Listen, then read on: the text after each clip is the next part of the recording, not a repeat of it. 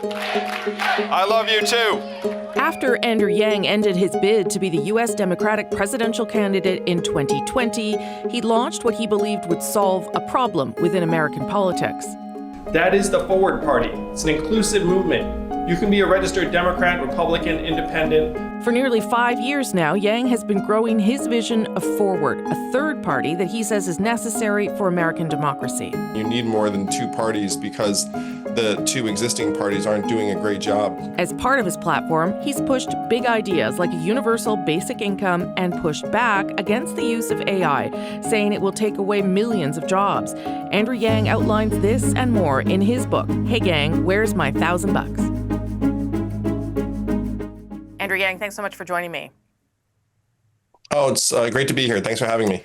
You talk a lot, obviously, about your political, I guess it's not your past, but your attempts to run in the past, your 2020 presidential run, how you campaigned to be the Democratic presidential candidate in your book. Since then, you've become an independent and you've started the Forward Party. Tell me why you decided to start a new party, a new political party. Well, in Canada, you get it. And I talked to my Canadian friends who describe living there as living in the apartment above the meth lab, which unfortunately is what American politics can feel like, in part because there are only two parties. And so it's all black and white, us versus them. Meanwhile, problems just fester and get worse. So I concluded, by the way, about half of Americans now are independents. I concluded that you needed a different dynamic if you're going to address AI and some of the other big problems on the horizon. Do you? I believe in the last election, though, you told people not to vote for a third party because it would lead to President Trump getting elected, which is what happened. So do you think that we are at like a sort of a turning point where Americans would now consider a third party? Yeah, and that's borne out in the numbers. The two legacy parties are deeply underwater in terms of their approval rating or how people identify themselves. And the number of independents now just keeps going up and up. By the way, back in 2024, I also endorsed a guy named Dean Phillips who was trying to force a primary in the Democratic Party, in part because I wanted to keep Trump from winning re-election. And the Democratic Party essentially served the victory up to him by failing to have a primary, which is one reason why you need more than two parties, because the two existing parties aren't doing a great job. Donald Trump has talked a little bit about things like nationalizing elections or taking over the midterms coming up this year. What do you make of that kind of rhetoric from the president? It's very, very concerning because I don't think it's going to be confined to rhetoric, unfortunately. It's one reason why I badly wanted Trump not to become president again in 2024. His policies are quite unpopular. This war is unpopular. The tariffs, which I know in Canada, you guys felt very, very, very directly, so unpopular here in the U.S. And so what do you do when your approval ratings are in the high 30s? You talk about nationalizing elections, but he has some sympathetic ears around the country in state legislatures. So people take it very, very seriously. I appreciate you mentioning the tariffs because that was going to be my next question. He's not only tariffed Canada, but he also has threatened Canada as the 51st state and other things. And the Prime Minister here has called this a rupture and said that the relationship is not and never will go back to what it was. Do you believe that the Canada-U.S. relationship is in some way fundamentally changed because of Donald Trump?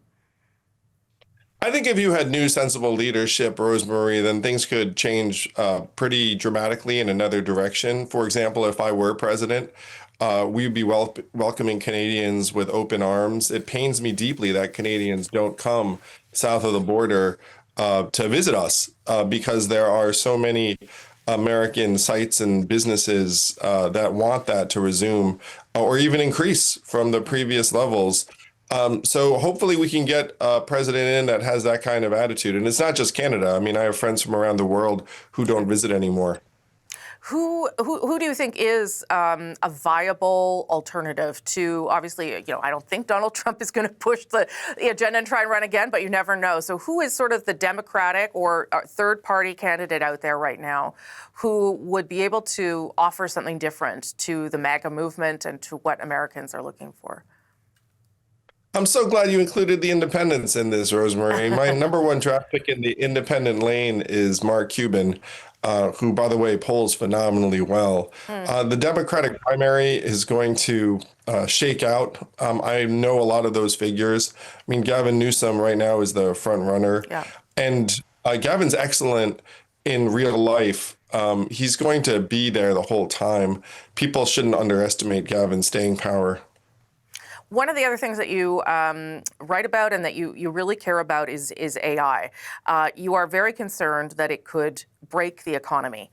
One of the things that we are struggling with in this country and other places are as well is regulating AI. How do you do that, and how do you put the onus on tech companies to sort of behave properly? What kind of regulation or legislation would you want to see to prevent what you're talking about in the United States? Oh, Rosemary, I'm so glad you raised this. And it's interesting for me to contemplate what Canada's legislators should do vis-a-vis these American AI companies.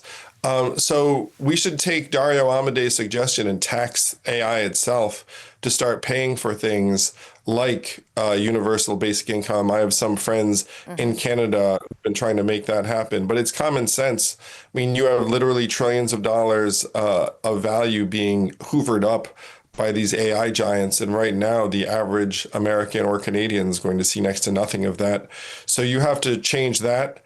You have to try and address the major concerns that a family might have, which is, am I going to have a job? Is this going to steal my identity? Is this going to result in mass destruction? I mean, these are very, very real concerns. And right now, the joke in the US is that you have more regulations if you want to open a hot dog stand than if you want to launch an AI company.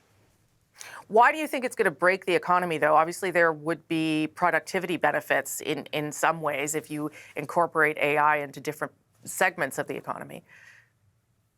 Well, in the US, 44% of jobs are either repetitive cognitive or repetitive manual. There's 70 million white collar workers. And let's say you were to get rid of 30% of those jobs, the middle class would shrink very, very dramatically. You'd have people graduating from college not being able to find jobs, which, by the way, is happening already. So if you play out what this looks like in communities around the country, it's devastating. And even if you look at something like the Great Depression, I mean, you were talking about, let's call it 20% unemployment. There is a chance that we approach that with AI. I'll end on a political question, and I don't think that you're a former politician, so we'll see how you answer it. You talked about Mark Cuban there, but I don't think you've ruled out the idea of running for president again. What is the likelihood that that is something you are going to contemplate? Oh, Rosemary, thank you for asking. I get people asking me to run every day, in part because what did I campaign on in 2020? AI coming and taking our jobs, and it's now real. And so a lot of folks are saying what I warned about is shaking out, and what are we going to do? So it could be that a political run is in my future, and I don't regard myself as necessarily a former politician either. Okay, Andrew Yang, we will perhaps speak again then. Thank you so much for your time, sir. Oh, thanks for having me, Rosemary.